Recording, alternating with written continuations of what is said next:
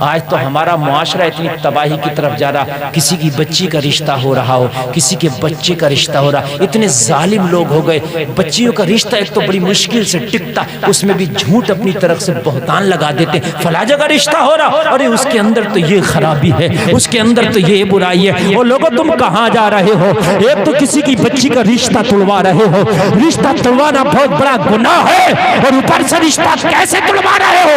وہ باتیں بیان کر رہے ہو جو برائیاں اس کے اندر موجود نہیں ہیں۔ کدھر جا رہے ہیں آپ؟ بہت بڑے گناہ کی طرف جا رہے ہیں آپ۔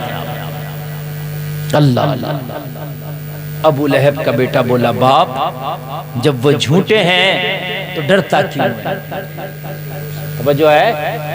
اور جب وہ سچے ہیں تو مان کیوں نہیں لیتا؟ وہ سچے ہیں، زور سے بولیے، سچے ہیں تو مان کیوں نہیں لیتا؟ پھر کیوں بچتا ہے؟ ابو لہب کا جواب سنو، جلسے میں آنے والوں، بیٹے کو بولا ادارہ ایک طرف آ جائے، کوئی سن نہ لے، دیواروں کے بھی کان ہوتے ہیں، میری بات کو ذرا غور سے سن۔ کہا بتا، کہا بیٹے سچ بات تو یہی ہے کہ محمد اللہ کے سچے رسول ہیں۔ ادھر بات زور سے بولے، سبحان اللہ۔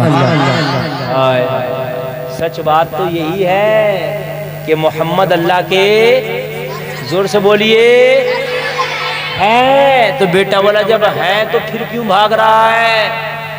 کہنے لگا بیٹے بات یہ ہے، دل میں صرف یہ تھوڑی سی جلن ہے، دل میں یہ شکوہ ہے تھوڑا سا کہ یہ نبوت اور رسالت ملی تو عبداللہ کے بیٹے کو کیوں ملی، مجھے کیوں نہ ملی؟ کعبے کا کیشیئر تو میں ہوں، ابو لہب کعبے کا کیشیئر تھا۔ کون تھا کعبے کا؟ بڑی عہدے تھے اس پر، بڑے عہدے ہونے سے آدمی بڑا نہیں ہوتا۔ ابو لہب پہ اتنا بڑا عہدہ تھا کہ کعبے کا کیشیئر تھا، سارے کعبے کی گلک کی چابی اسی ابو لہب پہ رہتی تھی، چہرہ شرارے مارتا تھا، لوگوں مکہ کے بڑے سرداروں میں گنتی تھی، مگر سن لے کتنے بھی بڑے ہو جاؤ، کتنے بھی پیسے والے ہو جاؤ، اگر محمد کی غلامی کا پٹا گلے میں نہیں ہے تو بڑے نہیں ہو سکتے۔ بڑے وہ ہوتا ہے محمد کا جو غلام ہوتا ہے، کسی عاشق نے کیا خوب کہا ہے، جو بھی ان کا غلام ہوتا ہے وہ زمانے کا امام ہوتا ہے۔ نعرہ تکبیر، نعرہ رسالت، مسلک اعلی حضرت، سرکار کی آمد، آقا کی آمد، عظمت مصطفیٰ، مفتی گلفام صاحب قبلہ رام پوری۔ آج کل بہت سے لوگوں میں یہ چیز پیدا ہو گئی، یہ چار پیسے آئے اور بدعقیدگی کی طرف ان کے قدم چلے۔ غریب تھا تو اچھا خاصا تھا، یہ میں نے خوب دیکھا ہے، خوب میں دیکھ رہا ہوں۔ سعودیہ والے بھی پہلے صحیح تھے، ہاں سعودیہ والے بھی پہلے صحیح تھے، جب تک یہ غریب تھے یہ صحیح تھے۔ ارے میری تاریخ پڑھنا، 200 سال پہلے سعودی میں کوئی وہابی نکال کے دکھا دو مجھے، کوئی اہل حدیث نکال کے دکھاؤ، لاؤ۔ 200 سال پہلے صرف 1923 تک، تو 1923 یعنی ابھی 99 سال پہلے کی بات کر رہا ہوں میں، ترکیوں کی حکومت تھی جو کٹر سنی تھی۔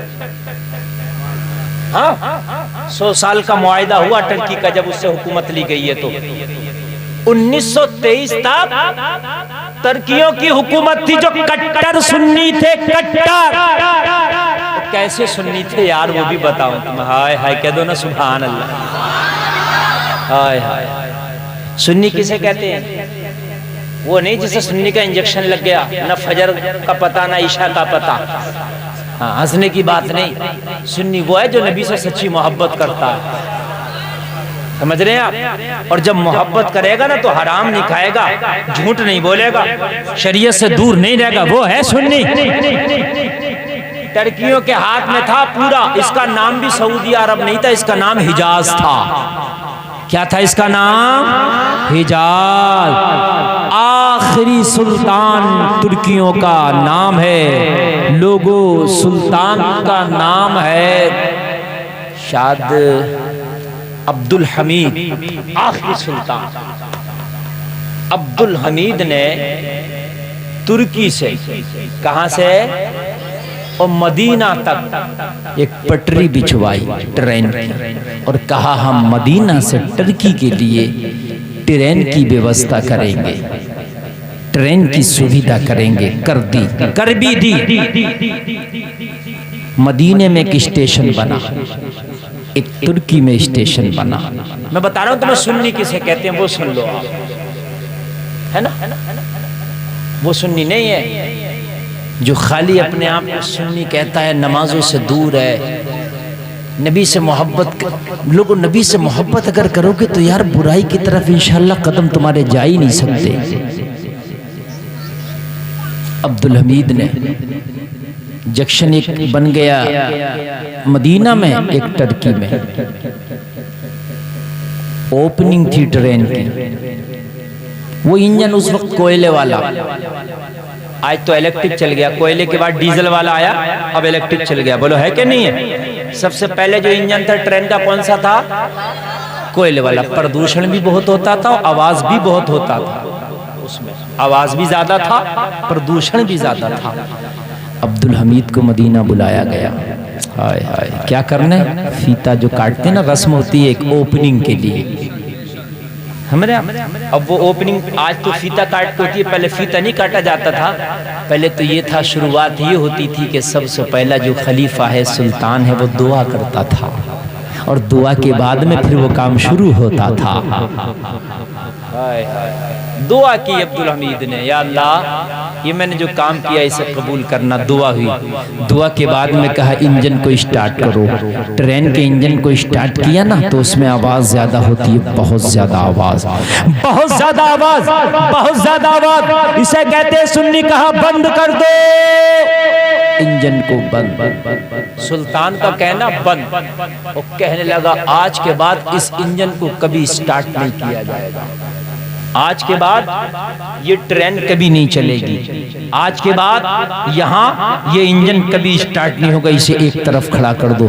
کہا سلطان عجیب بات کرتا ہے، اس زمانے کے اعتبار سے کتنے درہم و دینار خرچ ہوئے ہوں گے، اور سلطان اتنا روپیہ پیسہ خرچ کر کے تو نے یہ ٹرین چلوانا چاہا تھا، اور جب یہ پائے تکمیل تک کام پہنچ گیا تو اس کو کہتا ہے کہ روک دو۔ کہنے لگا مجھے نہیں پتا تھا اس انجن میں اتنی آواز ہوتی ہے، میرے مصطفیٰ کے شہر میں اتنی آواز، یہ مجھے گوارا نہیں ہے۔ ارے عاشق تو وہ ہے جو مصطفیٰ کی آواز سے اپنی آوازوں کو بھی اونچا نہ کرے۔ بے شک بے شک، نعرہ تکبیر، نعرہ رسالت، سرکار کی آمد، آقا کی آمد، عظمت مصطفیٰ، سبحان اللہ، ماشاءاللہ۔ یہاں اتنی آواز نہیں ہو سکتی، اور آواز نہیں ہو اس لیے اس ٹرین کو بند کر دو۔ بند کر دیا گیا۔ آج بھی وہ انجن مدینہ میں کھڑا ہے جو ترکیوں نے بنایا تھا۔ لوگوں اس انجن کے سامنے لکھا ہے، بالکل سامنے، الصلاۃ والسلام علیک یا رسول اللہ۔ ذرا زور سے بولو۔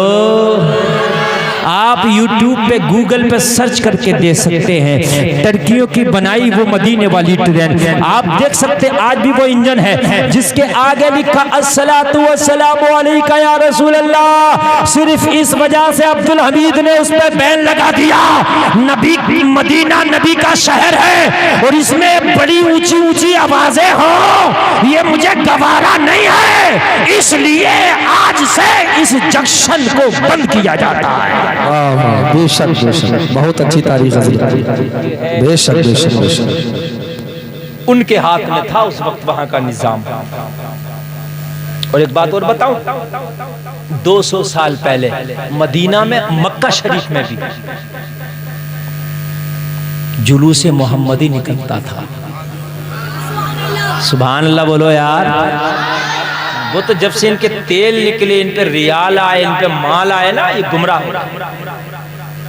مال جو ہے گمراہی کی طرف لے جاتا ہے۔ 4 پیسے آئے، جب تک غریب تھا اچھا خاصا سنی تھا، اور جب 4 پیسے آئے تو بدلنے لگا۔ کیوں؟ اب آیا تیرے پاس ایمان، پہلے نہیں تھا تیرے پاس ایمان۔